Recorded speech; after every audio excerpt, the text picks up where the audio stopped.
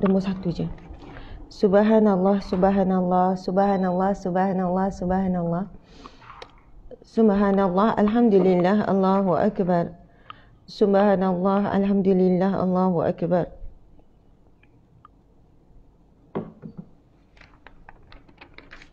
Subhanallah, alhamdulillah, Allahu akbar. Subhanallah, alhamdulillah, Allahu akbar. Subhanallah, alhamdulillah, Allahu akbar. Subhanallah, alhamdulillah, Allahu akbar. Subhanallah, alhamdulillah, Allahu akbar. Subhanallah, walhamdulillah, wa la ilaha illallah, wallahu akbar. Subhanallah, walhamdulillah, wa la ilaha illallah, wallahu akbar.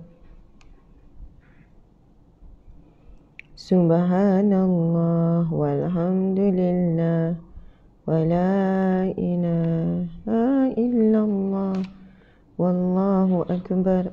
Subhanallah, walhamdulillah, wa la ilaha illallah, wallahu akbar. Subhanallah, walhamdulillah, wa la ilaha illallah, wallahu akbar.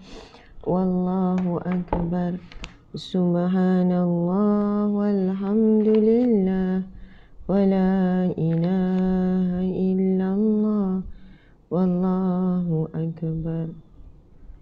Subhanallah, walhamdulillah, wa la ilaha illallah, wallahu akbar. Subhanallah, walhamdulillah, wa la ilaha illallah, wallahu akbar. Subhanallah, subhanallah, alhamdulillah, Allahu akbar. A'udzubillahi minasyaitonirrajim. Bismillahirrahmanirrahim. Assalamualaikum warahmatullahi wabarakatuh. Alhamdulillah, apa khabar semua? Dan anda bersiaran daripada mana? InsyaAllah, Assalamualaikum. Apa khabar dan anda bersiaran daripada mana? Daripada negeri mana? Anda tinggal di mana sekarang? Masya Allah. Sebenarnya paling utama, anda mendengar kuliah ini daripada mana? Okey, Bogor, Hindabat. Okey, Victoria. Macam-macam nama ya. Jemajuddin dari Kedah, Nur Syahinda. Ya, dari saya kira daripada Singapura ada Irfa, Nurmin Skincare. Okey, Rohana, Nur Syazwani, Naziha, Nurmin Skincare, Victoria, Singapura. Okey. Hida Bangi, Sabariah Berry, Bunga Coklat. Okey. Masya Allah, subhanallah, sahabat-sahabat, ada yang mendengar daripada IG, juga daripada ramai. Okey, tengok Rosita Hamzah, makasih. Ramai saya tengok orang-orang yang memang dah biasa. Cik Nur, makasih ya, terus istiqamah dengan kuliah pagi kita ni. 5 hari seminggu, maksudnya Sabtu hingga Ahad. Umi Irfan, terima kasih. Cikgu Zainab. Akhi Nizam, Ali, subhanallah, ini aktivis kita yang sangat aktif di Terengganu. Syekhiyah Azman, subhanallah, terima kasih ya Syekhiyah. Ganuklia, terima kasih. Azimah Imam, Fatihah, Arif dan Diana is watching ya. Puan Amira Legacy, Sumiati, Mazura, Sharifah Ain, Mar Azwa, Nur Masni Fiza. Okey, ada yang Nur Aini, Intan Suhana daripada Putrajaya Ustazah, Julia Ismail, Nur Alis, Nur Khamisah, Mia Sofia daripada Melaka, daripada Penang. Subhanallah, Sari Muhammad. Terima kasih ya. Puan pun adalah kesayangan saya. Masya Allah. Okey, Salamah binti Muhammad daripada Singapura. Siti Hajar, Daliah Jemi'an daripada Ulu Tiram, Johor Bahru, Azizah Atan, Fafa Azmi. Subhanallah, semua. Sahabat-sahabat, daripada Puchong, Fatin Hazika, Syida Dida. Okey. Alhamdulillah, subhanallah. Muslimin muslimat yang dirahmati Allah sekalian, alhamdulillah. Kita akan sambung Cik, saya rasa kena perlahankan juga sana sebab dia bunyi. Sebelum itu, seperti biasa, kita mulakan dulu majlis ilmu kita dengan bacaan kitab Al-Fatihah. Kemudian kita akan baca 10 ayat terawal dan 10 ayat terakhir Al-Kahfi. Mudah-mudahan bila setiap pagi kita sama-sama baca, kita akan hafal. Kan, ulang setiap pagi, kita sama-sama hafal. Semalam tim media kami maklumkan, disebabkan saya selalu buka bacaan tu guna YouTube kan. Selalu kan guna YouTube bacaan ni, kami selalu dapat notification kena mute. Maksudnya mereka ada mereka ialah kita macam plagiat lah. Ada copyright. Bacaan imam-imam yang glamour ni, Imam Mishari, Imam Said Ghamidi, semualah Imam An-Nuri kan. Subhanallah, kebanyakannya memang ada copyright. Bila saya buka tu, diberikan amaran. Dan kalau saya berterusan, akan ada masalah dengan kena block dan sebagainya. Sebab ada isu copyright daripada YouTube. Jadi, kita kena baca sendiri. InsyaAllah sama-sama kita baca ya. Okey, kita mulakan Al-Fatihah dululah, sahabat-sahabat. A'udzubillahi minasyaitanirrajim. Bismillahirrahmanirrahim. Alhamdulillahi Rabbil Alamin. Ar-Rahmanir-Rahim. Maliki Yawmiddin. Iyyaka na'budu wa iyyaka nasta'in. Ihdinas siratal mustaqim. Siratal ladzina an'amta 'alaihim. Ghairil maghdubi 'alaihim waladdallin. Amin. Amin amin ya rabbal alamin. InsyaAllah sekarang sama-sama kita baca Al-Kahfi ayat 1 hingga 10 dan ayat 100 hingga 110 insyaAllah. Bismillahirrahmanirrahim. Alhamdulillahilladzi anzala ala 'abdihi al-kitaba wa lam yaj'al lahu 'iwaja qayyiman liyunzira ba'san shadidan min ladunhu wa yubashshiral mu'minin alladhina ya'maluna as-salihati anna lahum ajran hasana makithina fihi abada wa yunzira alladhina qalu ittakhadhallahu walada ma lahum bihi min 'ilmin wala li abaihim kaburat kalimatan takhruju min afwahihim yaquluna illa kadhiba fala'allaka bakhi'un nafsaka 'ala آثارهم إن لم يؤمنوا بهذا الحديث أسفا إنا جعلنا ما على الأرض زينة لها لنبلوهم أيهم أحسن عملا وإنا لجاعلون ما عليها صعيدا جرزا أم حسبت أن أصحاب الكهف والرقيم كانوا من آياتنا عجبا إذ أوى الفتية إلى الكهف فقالوا ربنا آتنا من لدنك رحمة فقالوا ربنا آتنا من لدنك رحمة وهيئ لنا من أمرنا رشدا بسم الله الرحمن الرحيم الذين كانت أعينهم في غطاء عن ذكري وكانوا لا يستطيعون سمعا أفحسب الذين كفروا أن يتخذوا عبادي من دوني أولياء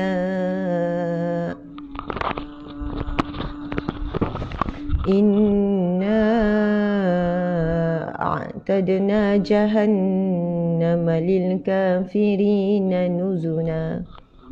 Qul hal nunabbi'ukum bil akhsarina a'mala الذين ضل سعيهم في الحياة الدنيا وهم يحسبون أنهم يحسنون صنعا أولئك الذين كفروا بآيات ربهم ولقائه فهبطت أعمالهم فلا نقيم لهم يوم القيامة وزنا ذلك جزاؤهم جهنم بما كفروا واتخذوا آياتي ورسلي هزوا إن الذين آمنوا وعملوا الصالحات كانت لهم جنات الفردوس نزلا خالدين فيها لا يبغون عنها حولا قل لو كان البحر مدادا لكلمات ربي لنفد البحر قبل أن تنفد كلمات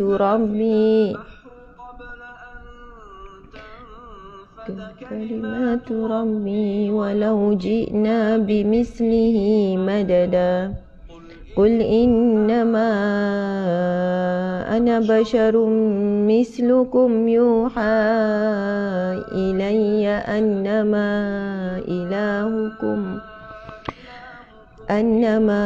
إلهكم إله واحد فمن كان يرجو لقاء ربه فليعمل عملا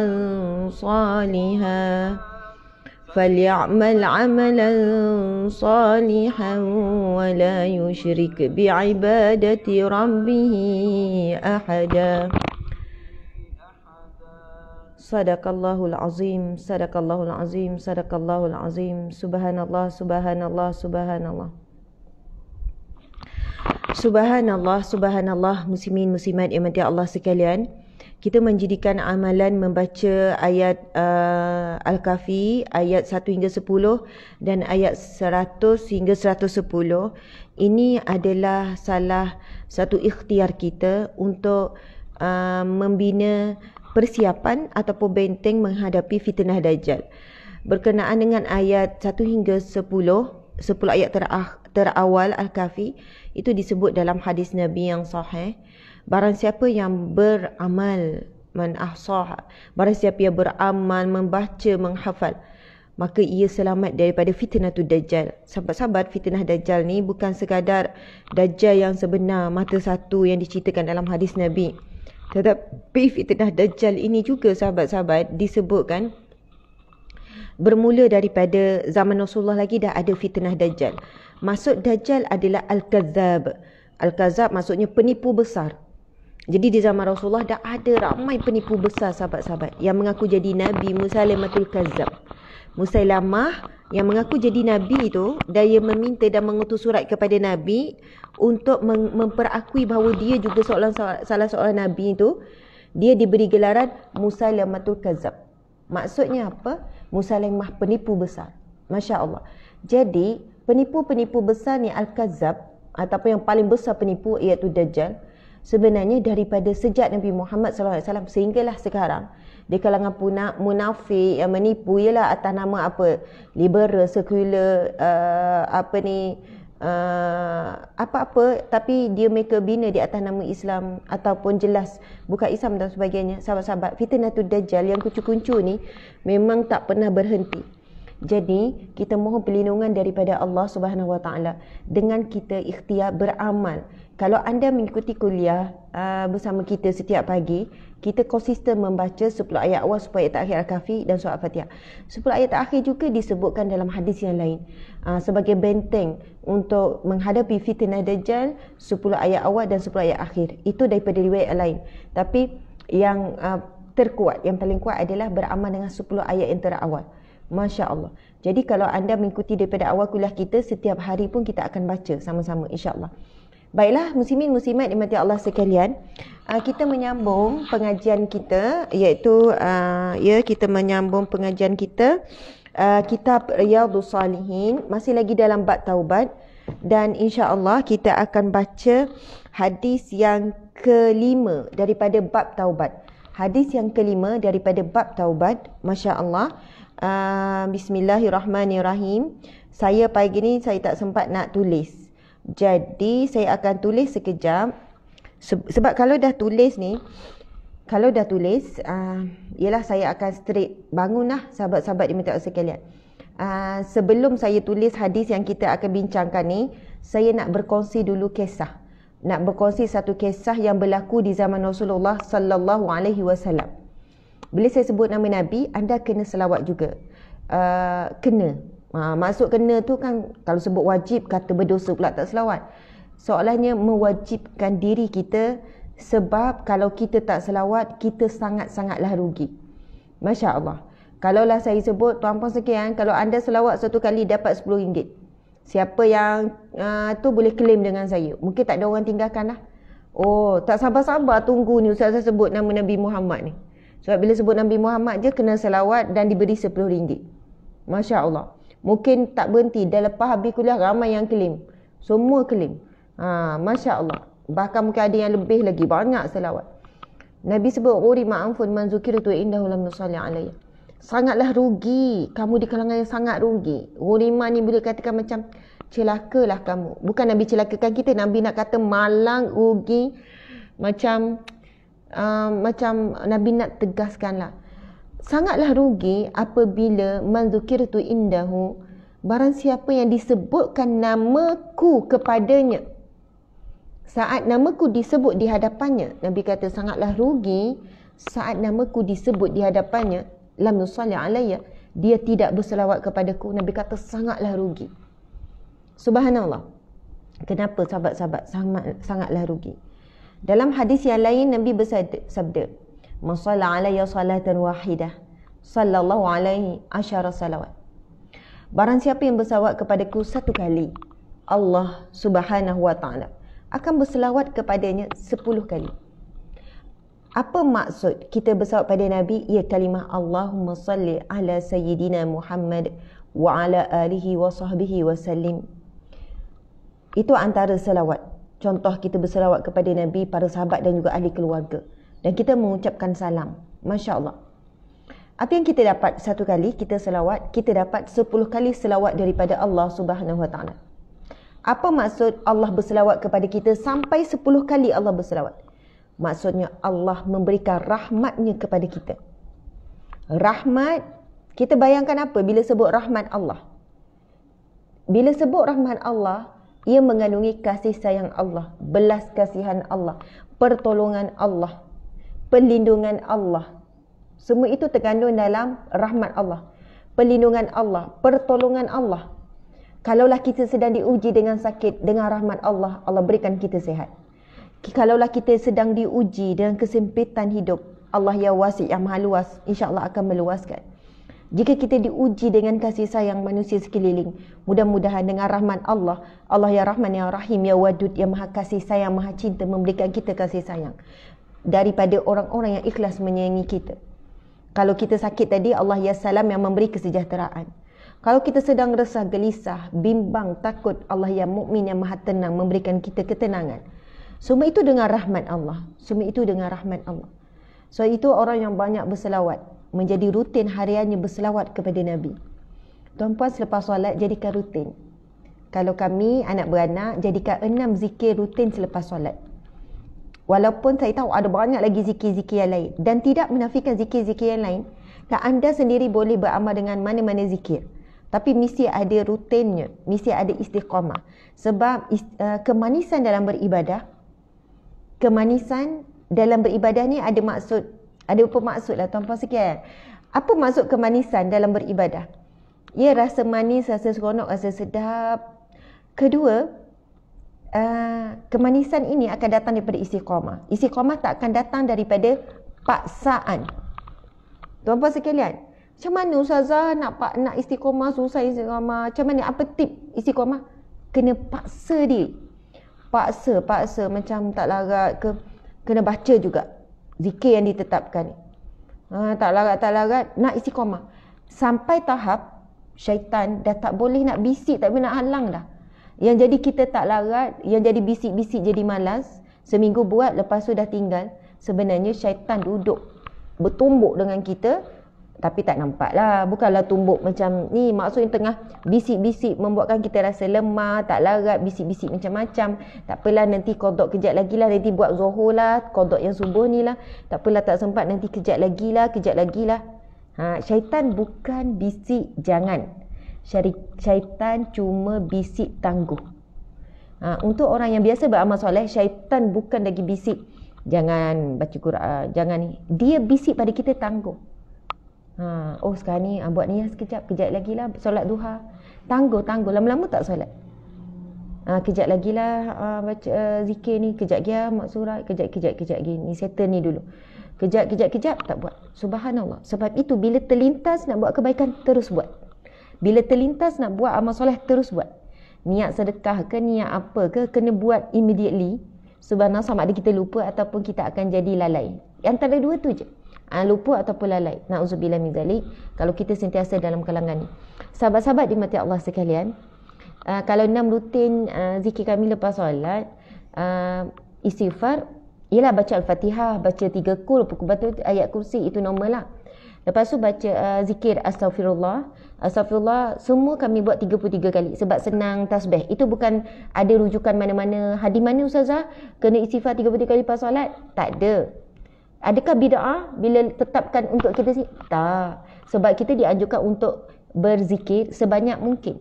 Sebanyak-banyak mungkin. Jadi terpulanglah masing-masing. Kenapa susah buat 33? Boleh kalau nak buat 10 silakan. Nak buat 20 silakan. Saya buat 33 sebab saya ambil jumlah yang sunnah Nabi berikan kepada jumlah zikir. Subhanallah, alhamdulillah, Allahu akbar. Kalau siapa yang tanya, kenapa Nabi tetapkan 33 lah ustazah? Hadis Nabi yang sahih sebelum tidur, Nabi beramal dan Nabi suruh Sayyidatina Fatimah zikir Subhanallah 33 kali, Alhamdulillah 33 kali, Allahu Akbar 34 kali. Mencukupkan 100 kali zikir sebelum tidur. Itu Nabi memerintahkan dan Nabi suruh Sayyidatina Fatimah amalkan. Kalau kita tanya, ustazah, kenapa Nabi katakan 33 kali? Kenapa tak 40? Kenapa tak 45? Kan lagi banyak. Kenapa tak 100? Kan lagi banyak. Mesti ada hikmahnya. Dan bila kita ikut sunnah Nabi, ada hikmahnya. Ada kebijaksanaan yang kita tidak tahu. Hikmah tu maksud apa pula ustazah sebut hikmah? Hikmah tu dari sudut bahasa bijak. Allah ya Hakim yang maha bijak. Hikmah ada kebijaksanaannya. Dan hikmah ni banyaknya tersirat daripada tersurat. Fahamnya? Hikmah ni banyaknya tersirat yang kita tidak tahu. Hanya Allah yang tahu. Para malaikat mungkin diberitahu oleh Allah. Kita tidak tahu hikmah di sebaliknya. Tapi ada juga hikmah yang tersurat. Contohkan hikmah rukuk, sujud. Yang tersurat, kajian sains mengatakan kebaikan sujud, rukuk sekian. Tapi yang tersirat kita tak tahu. Hikmahnya mesti lagi banyak. Hanya Allah maha mengetahui. Kenapa Allah wajibkan ada pergerakan rukuk, ada pergerakan sujud. Ada pergerakan iktidal, ada perikan tahiyat. Kenapa cara duduk macam tu? Sebab kenapa cara berdiri tu? Kenapa kena hadap kiblat walaupun berada di mana-mana saja? Subhanallah. Sahabat-sahabat dimati Allah sekalian.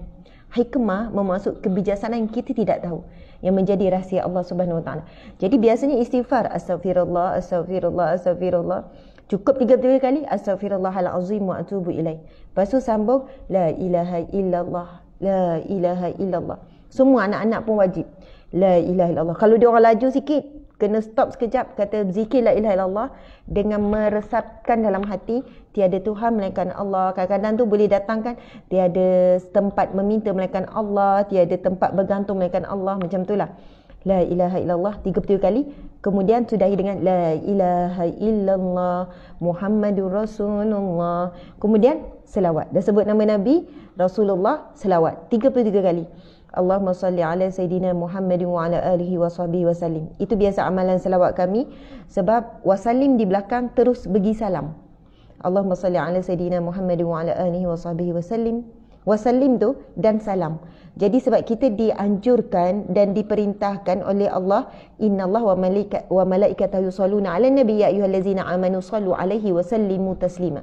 Wahai orang-orang yang beriman, ucapkanlah selawat dan salam kepada Nabi sallallahu alaihi wasallam. Kalau kita baca Allahumma salli ala sayyidina Muhammad wa ala ali sayyidina Muhammad pun terbaik, sangatlah bagus. Tapi tak ada salam. Jadi tambah wa ala washabihi wasallim dan juga salam. Okey. 33 kali. Kalau anak macam laju, budak-budak dia nak cepat kan, kita pun minta perlahankan, selawat betul-betul. Sebab selawat kita ini Nabi terima. Selawat dan salam kita ni Nabi terima. Nabi kata innalillahi malaikatan yuballighunani an ummati salam. Bagi Allah, di sisi Allah ada malaikat yang menyampaikan salam daripada umatku.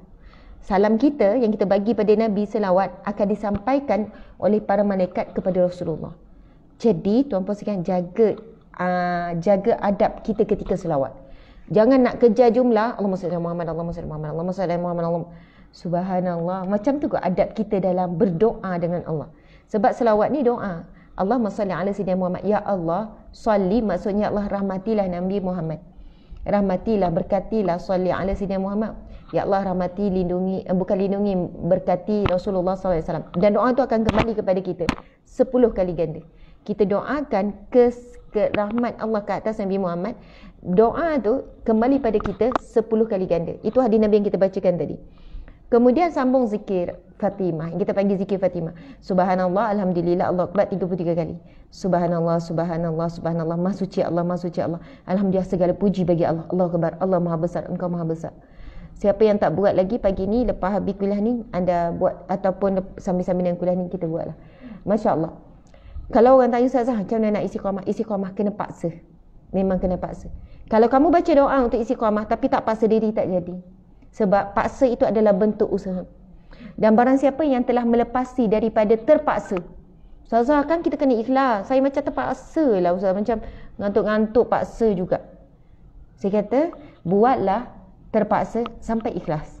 Ini nanti akan datang. Nanti lepas ni jadi semula jadi. Lepas solat je buat. Lepas solat je buat. Syaitan pun dah tak boleh nak. Dia ni memang dah kental dah ni.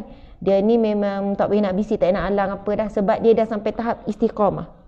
Istiqamah ni satu keadaan tak boleh tinggal. Kita akan mula merasai kemanisan zikrullah. Dan kita bila mula kemanisan ni bukan maksudnya seronok zikir saja. Allah akan makbulkan doa, permintaan, dan Allah berikan kebaikan-kebaikan dalam kehidupan seharian kita hasil daripada istiqamah tadi. Subhanallah. Ada orang semangat bila dengar, oh kelebihan zikir-zikir ni, oh kelebihan doa, bacaan ayat-ayat ni. Lepas tu dia amalkan, tapi dia tak istiqamah. Lepas tu dia dah tanya, kenapa macam tak ada apa-apa pun? Saya dah beramal. Maksud beramal tu, dia macam ni lah. Kalaulah 1 bulan, dia hanya tertinggal 2-3 hari je. Yang lain semua buat.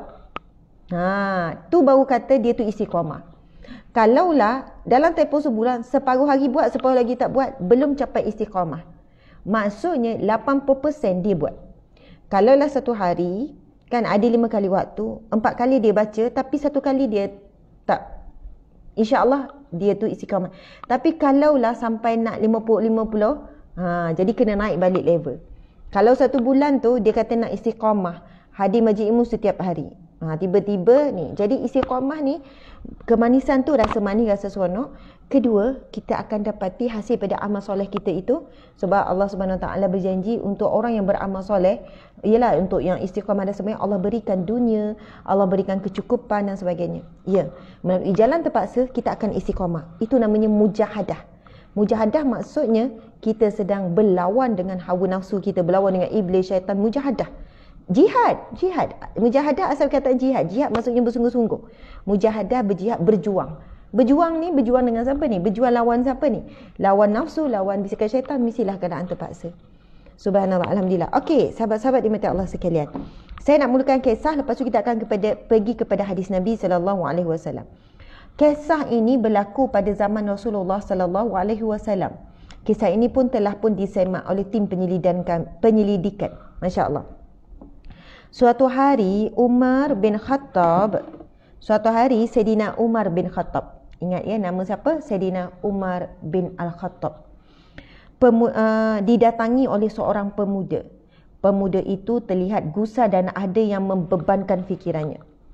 Ada seorang pemuda datang jumpa Saidina Umar, kelihatan yang muka sangat sedih, muka sangat bimbang, muka sangat takut. Jumpa dengan Saidina Umar radhiyallahu anhu. Lalu dia memberikan salam. Dia orang Islam lah ni. Kemudian Nabi Saidina Umar pun menjawab salamnya. Waalaikumsalam warahmatullahi, kemarilah anak muda. Lalu dia berkata, wahai Umar, saya ingin bertanya, apakah pendapat anda jika ada seseorang yang berzina? Masya Allah. Dia tanya dulu Saidina Umar, apa pendapat anda jika ada seseorang yang berzina? Lalu Saidina Umar menjawab, jika dia sudah menikah, ia dihukum rejam sampai mati. Dan jika ia belum pernah, maka ia akan dicambuk ataupun dia akan kita sebut apa ni, disebat sebanyak 100 kali. Dan diusir daripada kampung selama 1 tahun. Jawab begitu. Bagaimana jika sebenarnya Encik subhanallah, Allah Akbar. Sebenarnya mukadimah awal ni, ini yang tim penyidikan bagi Ustaz. Okey, sebab saya baca sebenarnya yang lain. Mukadimah saya tak cerita sebab ada berbeza. Saya bimbang. Ada juga cara pemuda ni bertanya cara lain. Masya Allah, subhanallah, Allahu Akbar. Tuan-puan, kemudian selepas tu mungkin boleh ambil daripada unit tu mah. Sebabnya biasa saya baca yang lain. Dah ada.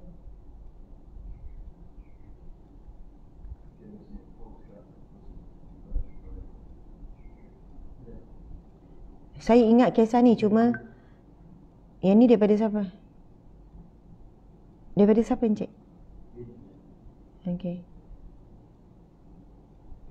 Okey, ini daripada sumber kitab Imam Al-Ghazali. Sebab saya bimbang yang kalau cerita-cerita ni. Okey, ini sumber daripada kitab Imam Al-Ghazali, sahabat-sahabat. Kisah penggali kubur yang bersetubuh dengan mayat. Sebenarnya kisah ni sangat banyak pengajaran. Kalau boleh kita berceritalah kepada orang yang sesuai, kita bercerita. Ya, anak kita pun sangat penting. Kita boleh dedahkan kisah-kisah macam ni. Ya Allah, Allahu Akbar. Masya Allah. Kisah seorang pemuda penggali kubur ini diambil daripada kitab Mukasyafah Al-Qulub karangan Imam Al-Ghazali. Masya Allah. Okey, diriwayatkan pada zaman Rasulullah sallallahu alaihi wasallam. Masya Allah.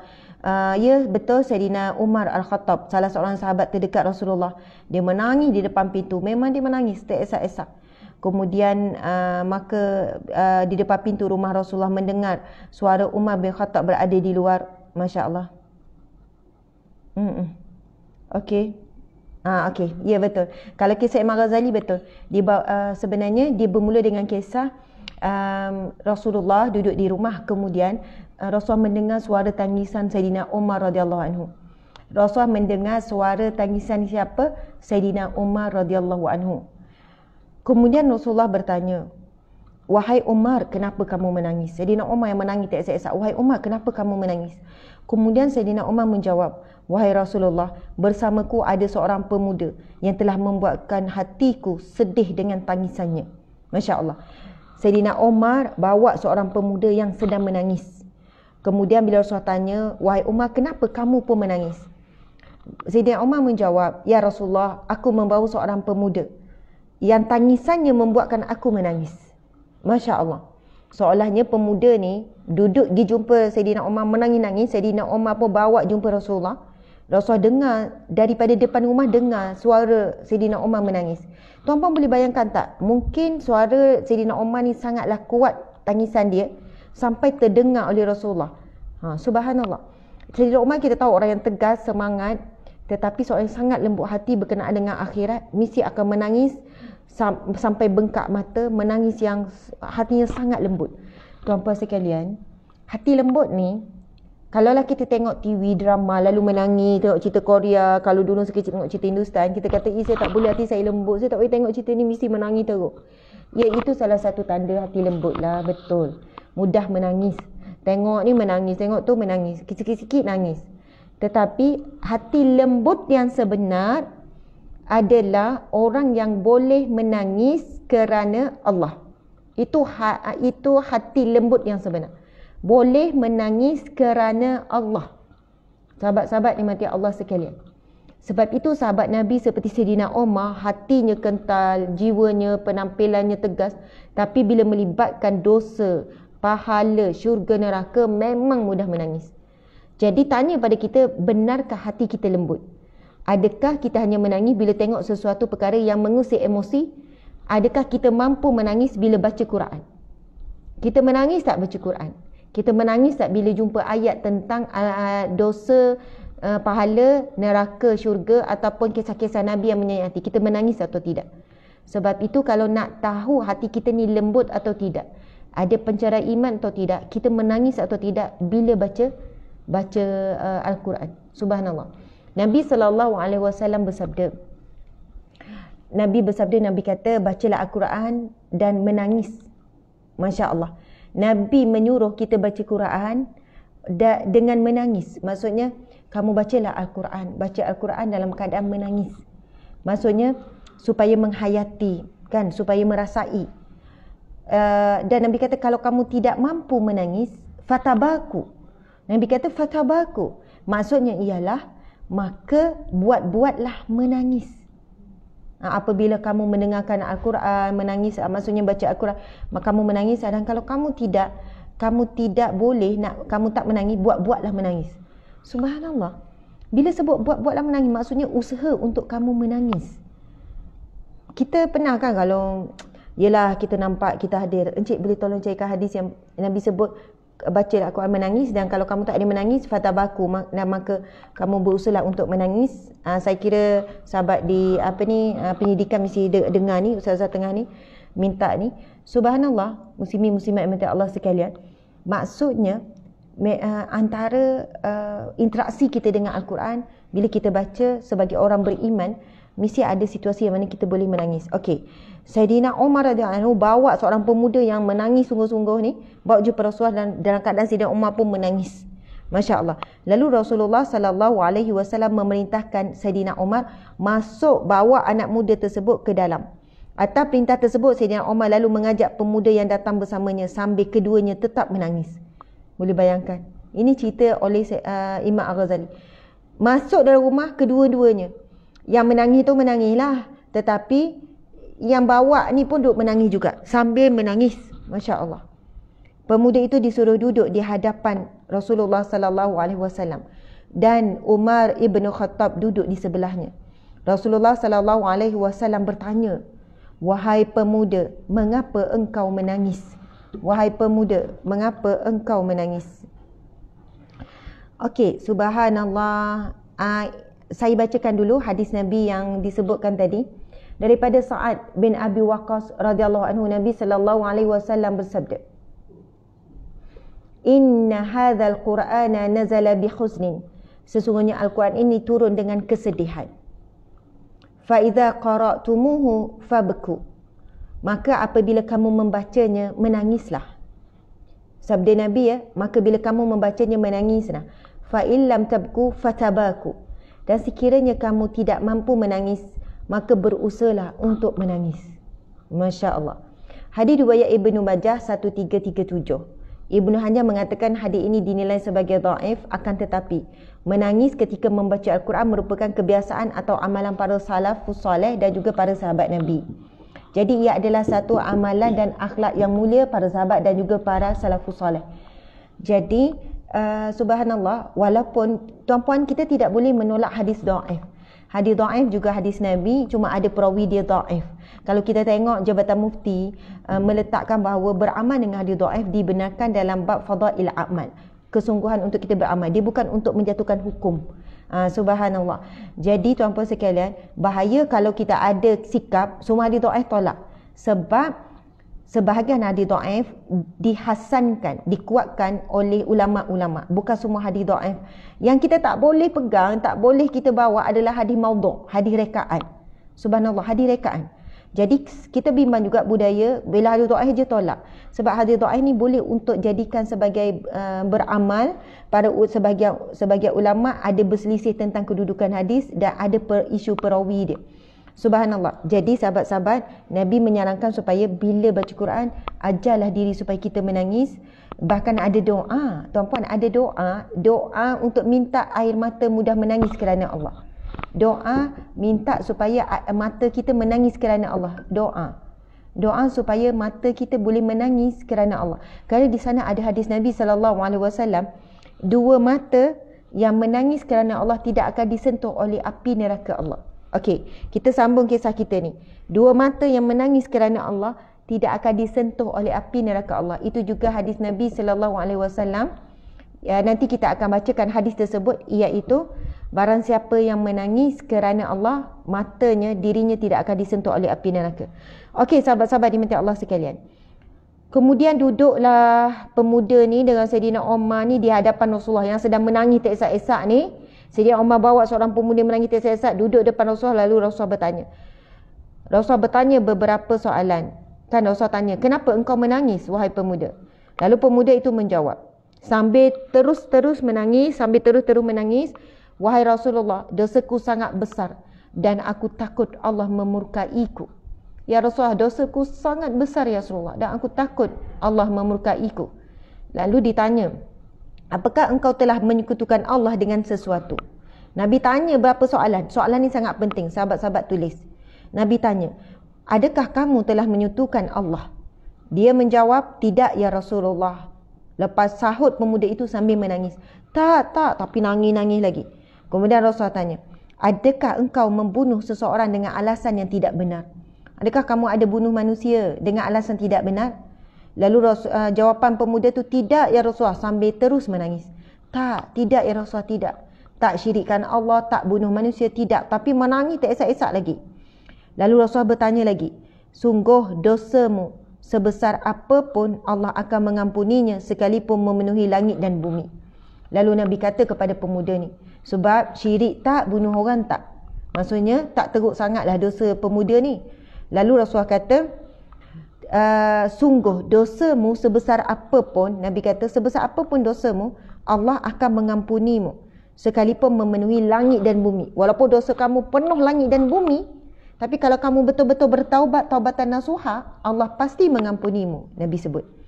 Lalu pemuda ni sahut lagi, dah keadaan menangis-menangis, jawab lagi kepada Rasulullah, ya Rasulullah, dosaku lebih besar ya Rasulullah. Tidak ya Rasulullah. Dia jawab, tidak ya Rasulullah, tidak. Dia jawab lagi, dosaku sangat besar ya Rasulullah. Dosaku sungguh besar ya Rasulullah. Walaupun, Masya Allah, disebut dosamu sebesar apapun, walaupun sebanyak bumi dan langit, Allah pasti mengampunimu juga. Kan Rasulullah kata. Tapi dia jawab, ya Rasulullah, dosaku lebih besar, dosaku sangat besar, sambil menangis-menangis. Maksud walaupun Rasulullah kata, dosa kamu sebesar apapun, pengampunan, walaupun sebesar bumi dan langit, kamu akan diampunkan Allah. Sebab kamu tak syirik, kamu tak bunuh orang dan sebagainya. Kemudian kata, ya Rasulullah, dosaku besar, dosaku lebih besar. Kemudian Rasulullah pun bertanya, Masya Allah, apakah dosamu melebihi arash? Besar mana dengan arash? Subhanallah. Rasulullah bertanya kepadanya, adakah dosamu, sebab dia kata besar sambil nangis, adakah dosamu lebih besar daripada arash Allah? Lalu dia menjawab, dosaku sangat besar ya Rasulullah, dosaku sangat besar. Kemudian Rasulullah bertanya lagi, lalu lagi mana besar dosamu dengan keagungan ampunan dan rahmat Allah? Kemudian dia pun menjawab, sudah tentu ya Rasulullah, sudah tentu keagungan ampunan rahmat Allah lebih besar, tapi dosaku sangat besar ya Rasulullah, dosaku sangat besar. Encik, kenapa ni saya tak boleh nak gerakkan ni? Okey dah. Rasulullah tanya, kan mula Rasulullah tanya, adakah dosamu lebih besar daripada arash Allah? Dia kata, dosaku besar ya Rasulullah, dosaku, sambil menangis-nangis. Kemudian Rasulullah tanya, adakah dosamu lebih besar daripada keagungan, rahmat dan pengampunan Allah? Kemudian pemuda ini menjawab, ya sudah tentu pengampunan rahmat Allah lebih besar, tapi ya Rasulullah, dosaku amat besar. Dengan menangis-nangis bersungguh-sungguh, sampai Rasulullah sebenarnya seseorang yang tak suka mendengar pengakuan dosa. Sebab itu Rasulullah tak tanya daripada awal, kamu buat dosa apa? Rasulullah tak tanya. Subhanallah. Cuma Rasulullah tanya, kamu ada bunuh? Rasulullah tak korek rahsia. Tapi bila pemuda ni duduk sebut-sebut, dosaku amat besar, dosaku amat besar, dosaku amat besar. Jadi Rasulullah akhirnya bertanya, cuba katakan dosa apa yang pernah engkau buat, yang sampai kau begini sekali. Masya Allah. Kemudian pemuda ini pun, aku malu menyebutnya ya Rasulullah. Namun kerana Rasulullah meminta, akhirnya dia menceritakan dosa yang dilakukan. Wahai Rasulullah, aku ini seorang penggali kubur sejak 7 tahun lalu, hingga meninggalnya seorang puteri dari seorang sahabat Ansar. Melihat kecantikan dan keindahannya, nafsu berahiku memuncak. Setelah kuburan sepi, orang dah berlalu, ku bongkar kuburnya dan aku telanjangi. Maksudnya ialah telah membuka kita panggil kain kafan. Setelah itu aku melepaskan hawa nafsuku. Setelah ku cumbui nafsu berahiku tak dapat ku tahan, lalu aku setubuhi. Tuan-puan sekalian, beliau adalah penggali kubur. Beliau adalah penggali kubur. Satu hari ialah dia tugas dia gali kubur dan dia melihat ada satu mayat, kan, ada satu jenazah yang sangat indah, yang dia pun kenal, kan, wanita yang sangat indah. Jadi selepas dah tanam semua, orang pun dah balik, dah tak ada orang, lalu dia buka balik sebab dia tidak mampu menahan keinginan dia ingin melakukan sesuatu kepada jenazah tersebut. Dia sebutkan, kan, seorang puteri sahabat yang sangat cantik dan sebagainya. Jadi dia melihat, akhirnya setelah orang pergi, dia buka balik lalu dia menyetubuhi. Na'udzubillah min zalik. Saya terkejut, tiba-tiba mayat gadis itu berkata, tidakkah engkau malu kepada Allah pada hari Allah menghukum orang-orang yang berbuat zalim, sementara engkau menelanjangiku dan menyetubuhiku di antara orang yang telah mati. Engkau membuatkan aku di dalam keadaan berjunuk di hadapan Allah. Subhanallah, muslimin muslimat nikmati Allah sekalian. Tiba-tiba wanita yang telah mati, mayat ni, jenazah ni, yang telah diperlakukan demikian oleh pemuda ini, sebagaimana kita sebut, dibuka kain kafan dan sebagainya, diperlakukan perbuatan yang keji itu terhadap mayat. Lalu tiba-tiba selepas itu mayat itu bangun, berkata, subhanallah, ini dengan kuasa, dengan izin Allah, tidakkah engkau malu kepada Allah pada hari Allah menghukum orang-orang yang buat zalim, sementara engkau menelanjangiku dan menyetubuhiku di antara orang yang telah mati. Engkau membuatku dalam keadaan berjunub di hadapan Allah. Kita tahu selepas kita mati, kita akan dimandikan, mandi jenazah, kan? Itu di antara mandi wajib, mandi jenazah. Dan bila kita mandi jenazah, kita dibersihkan dan kita dihadapkan kepada Allah dalam keadaan suci bersih. Subhanallah. Jadi bila lelaki ni buat begini, engkau meninggalkan aku sedang berjunub, maksudnya keadaan kotor di hadapan Allah Subhanahu Wa Taala. Mendengar pengakuan daripada pemuda tersebut, Rasulullah SAW segera bangkit berdiri dan meninggalkannya. Rasul bila dengar pemuda ni sebut apa yang dia buat, Rasul terus bangkit berdiri sambil meninggalkan seraya berseru, hai pemuda fasik. Fasik maksudnya wahai pemuda yang melakukan maksiat. Fasik maksudnya orang yang melakukan maksiat. Pergilah, jangan engkau dekati aku, maka tempatmu di tempat yang celaka. Macam itulah. Subhanallah. Nabi menyebutkan, pergilah, jangan engkau dekati aku, jangan engkau dekati aku, maka tempat kamu di tempat yang celaka. Macam itulah lebih kurang Nabi SAW menjawab. Rasulullah terkejut sangat sampai bangun berdiri, dan Rasulullah terus tinggalkan. Rasulullah kata, pergilah kamu, jangan engkau dekati, jangan jumpa lagi aku, kan, kamu di tempat yang dalam kecelakaan. Macam itulah. Maksudnya Nabi terkejut, tak terfikir ada orang melakukan dosa seperti ini.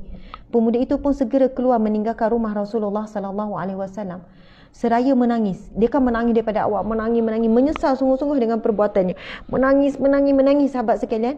Dia berjalan dengan arah tak menentu keluar daripada kampung. Sampailah dia di padang pasir yang luas lagi panas. 7 hari lamanya ia tidak makan dan minum kerana penyesalan dan kesedihan yang sangat mendalam, hingga lemahnya keadaan tubuhnya, tidak mampu lagi berjalan. Lalu kemudian jatuh tersungkur di tempat itu. Di atas pasir ia bersujud kepada Allah, lalu berdoa dan memohon ampunan dalam tangisnya. Ya Allah, aku adalah hamba-Mu. Sahabat-sahabat, pemuda ni bila reaction Rasulullah begitu, dia pun dalam keadaan menangis tak tentu arah, bawa diri sampai ke padang pasir, sampailah berhari-hari sehingga 7 hari tanpa makan, tanpa minum, dalam keadaan menangis tak henti minta ampun dengan Allah. Ya, janganlah tanya ustazah dia solat ke tidak. Ya, dia seorang pemuda yang beriman. Maksudnya, ya, kalau takkan jumpa Rasulullah. Pemuda yang beriman, menceritakan tentang dosa, kesilapan dia. Ya, kerja dia penggali kubur, takdirnya ya dia tanam seorang wanita yang cantik Allah menguji dia, kan, datang tiba-tiba dirasuk hawa nafsu, bisikan syaitan, melakukan dosa yang mungkin tidak terfikir dilakukan. Subhanallah, Allahu Akbar. Kemudian bila Rasulullah jawab begitu, dia bawa diri ke padang pasir dengan tak makan, tak minum, berhari-hari dalam keadaan tangisan, memohon ampun dengan Allah. Lalu dia berdoa dengan pelbagai doa lah. Subhanallah. Subhanallah. Antara doa pemuda ini adalah, Ya Allah, aku adalah hamba-Mu yang telah berbuat dosa besar. Sekarang aku datang ke pintu-Mu agar Engkau berkenan menjadi maksudnya ampunkan aku, sungguh Engkau Maha Pemurah kepada hamba-Mu. Macam-macam lah cara dia berdoa kepada Allah. Subhanallah. Lalu antara ayatnya yang masyhur yang saya selalu baca ialah, jika Engkau tidak sudi mengampuniku, Ya Allah, jika Engkau tidak mahu mengampuniku, Ya Allah, jika benar Engkau tidak mahu mengampuniku, Ya Allah. Pemuda ni kan merayu-rayu dengan Allah, jika Engkau tidak mengampuniku, Ya Allah, maka bakarlah tubuhku dengan api-Mu di dunia ini daripada Kau bakar tubuhku di akhirat nanti. Masya Allah. Dia minta, Ya Allah, kalau Engkau tidak ampuniku, Ya Allah, bakarlah tubuhku dengan api-Mu di dunia ini, jangan Engkau bakar aku di akhirat kelak. Dia benar-benar menyesal, benar-benar menyesal. Setelah itu malaikat Jibril alaihissalam datang kepada Rasulullah sallallahu alaihi wasallam. Usai menyampaikan salam daripada Allah, malaikat Jibril datang jumpa Rasulullah. Kemudian malaikat Jibril menyampaikan salam daripada Allah kepada Rasulullah. Lalu Jibril alaihissalam berkata, wahai Rasul, wahai Muhammad, Allah Subhanahu wa taala bertanya kepadamu, apakah engkau yang menciptakan makhluk? Allahu Akbar. Lembut sangat cara malaikat Jibril bertanya. Malaikat Jibril tanya, wahai Muhammad, Allah bertanya kepadamu, adakah engkau yang menciptakan makhluk? Lalu jawapan Rasulullah, bahkan dialah yang menciptakan diriku dan mereka, seluruh makhluk.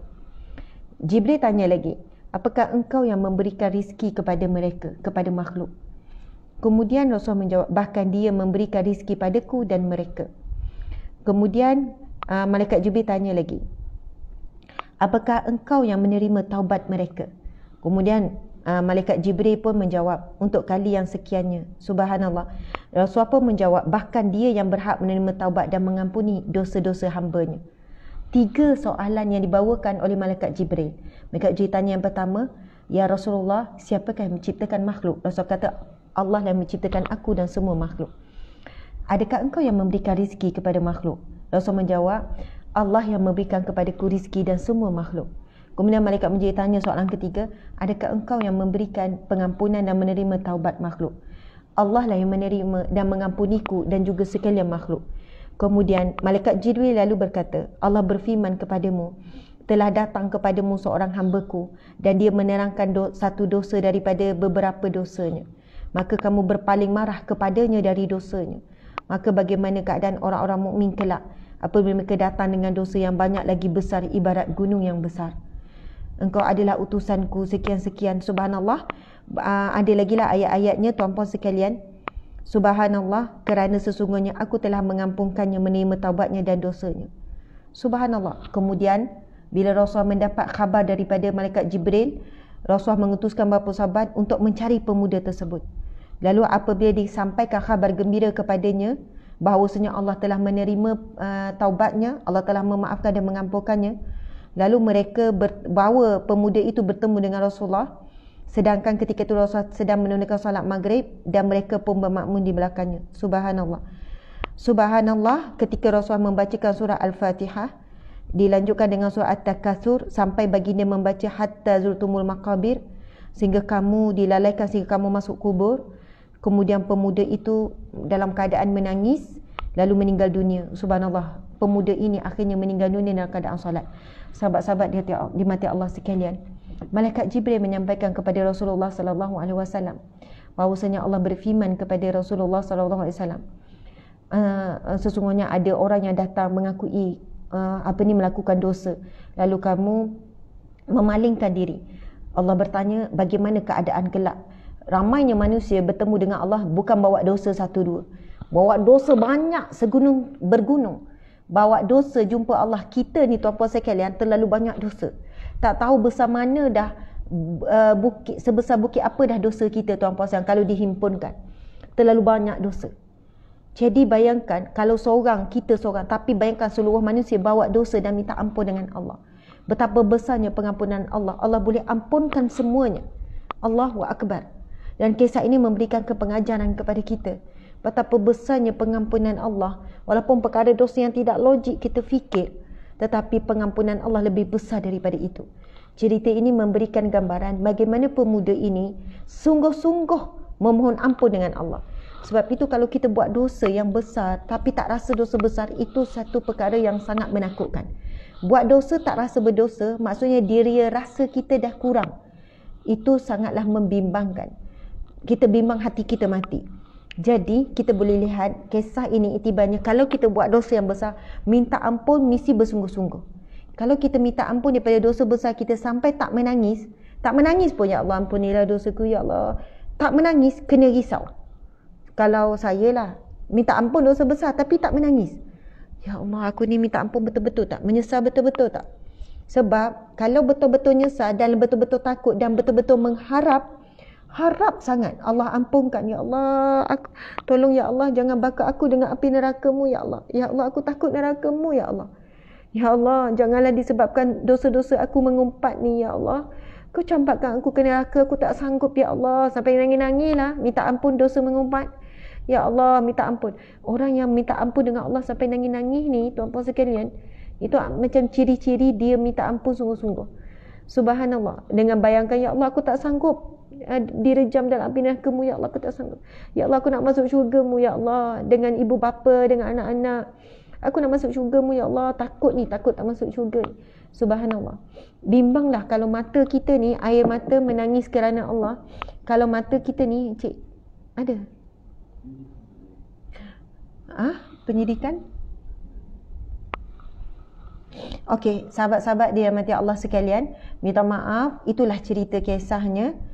Insya-Allah, subhanallah sekarang sebab kita kena baca juga hadis ni, kita akan berhenti lebih kurang dalam 5 minit lagi, insya-Allah 5 minit ke 10 minit kita akan pergi kepada whiteboard dan kita akan tulis satu hadis hari ini untuk kita pelajari pada kitab taubat, daripada kitab Riyadhus Shalihin bab taubat. Jadi kisah itu kita jadikan satu pengajaran dalam bertaubat, kena bersungguh-sungguh. Bayangkan pemuda ni sangat hebat sehingga kan Allah mengutuskan malaikat Jibril untuk beritahu kepada Rasulullah bahawasanya taubatnya telah diterima. Dia mati dalam keadaan husnul khatimah dalam solat. Jadi hebatnya taubat. Jadi adakah nilai taubat dan taubat kita kepada Allah sampai tahap begitu, sahabat-sahabat? Wallahu a'lam. Okey. Sebenarnya unit penyidikan ada standby ke tak?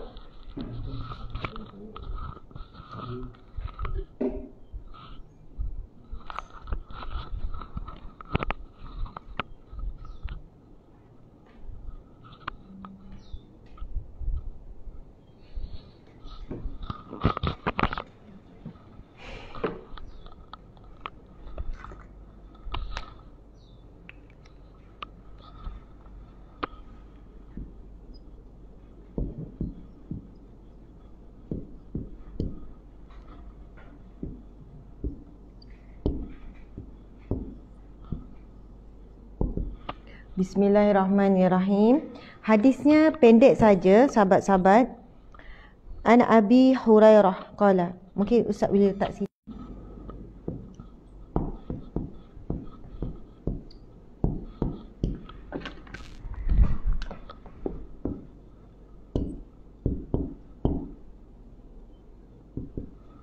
An Abi Hurairah radhiyallahu anhu qala. Daripada Abi Hurairah radhiyallahu anhu qala, dia berkata, qala Rasulullah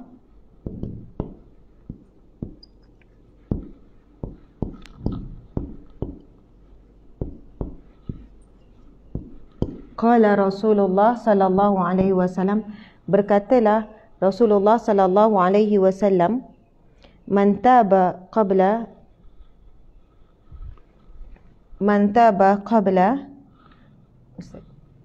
kejap.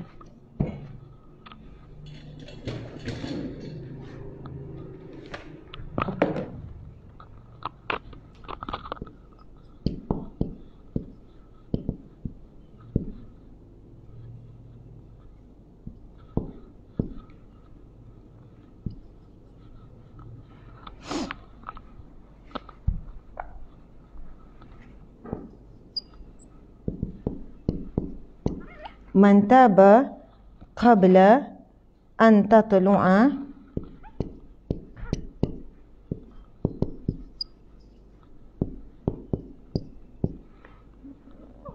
qabla an tatlu'a syamsu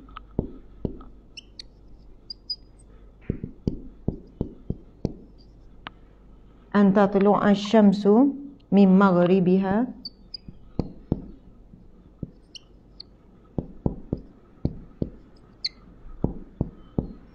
min maghribiha taballahu alaihi.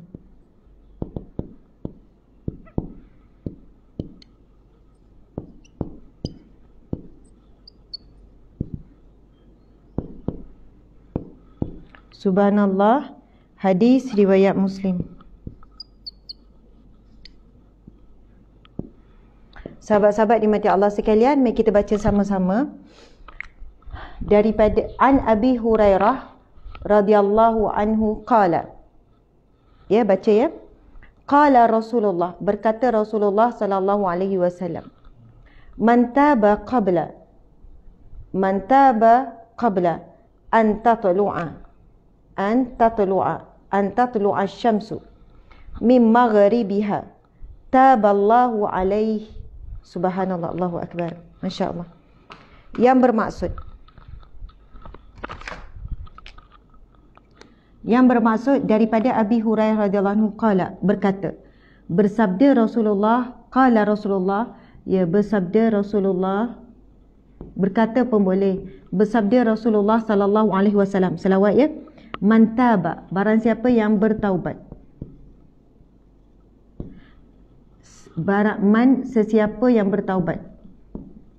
Sesiapa yang bertaubat qabla sebelum an tatlu'a, sebelum terbit. Sebelum terbit. Sebelum terbit matahari. Asyamsu, matahari. Min maghribiha, daripada barat. Sekarang kan matahari terbit daripada timur. Taballahu alaihi, Allah pasti menerima taubat alaihi, ke atasnya. Subhanallah. Nabi bersabda, barang siapa yang bertaubat sebelum terbit matahari daripada barat, Allah pasti menerima taubat ke atasnya. Masya Allah. Daripada hadis ni, sahabat-sahabat dimati Allah sekalian, pintu taubat Allah sentiasa terbuka sampai bila-bila, sehinggalah keluarnya tanda besar kiamat, iaitu terbitnya matahari daripada arah barat. Itu antara tanda besar kiamat. Jadi sahabat-sahabat dimati Allah sekalian, janganlah kita lalai dalam sentiasa melakukan taubat kepada Allah, kerana Allah tidak lalai daripada memerhatikan kita. Allah tidak pernah melepaskan pemerhatiannya terhadap kita di atas setiap apa yang kita lakukan. Maka kita tidak mampu nak lari ke arah mana, nak bersembunyi di mana daripada dosa-dosa kita lakukan. Sama ada secara terangan ataupun secara sembunyi. Semuanya Allah lihat. Allah yang basir, melihat apa yang kita buat. Allah yang sami, mendengar perkataan-perkataan keji yang kita keluarkan. Walaupun perkataan itu bukan keluar pada lidah tapi melalui tulisan. Allah maha menyaksikan, Allah yang syahid, Allah yang hasib, yang maha menghitung semuanya. Subhanallah, muslimin muslimat dimati Allah sekalian.